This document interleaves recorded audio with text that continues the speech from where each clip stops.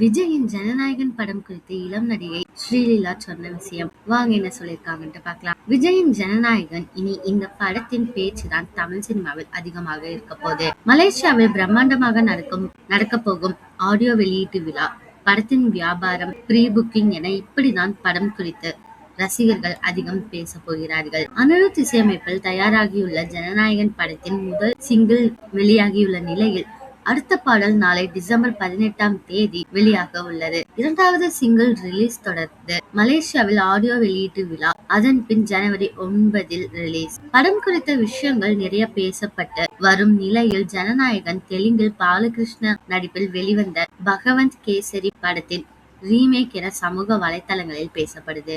இது குறித்து அந்த படத்தில் நடிகை ஸ்ரீலீலாவிடம் கேட்டுள்ளனர்.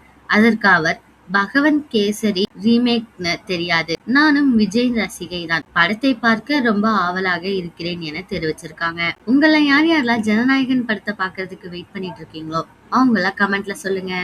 இதே மாதிரி லேட்டஸ்ட் சினிமா நியூஸ் அப்டேட் தெரிஞ்சுக்கணும்னா இந்த சேனலை சப்ஸ்கிரைப் பண்ணிக்கோங்க.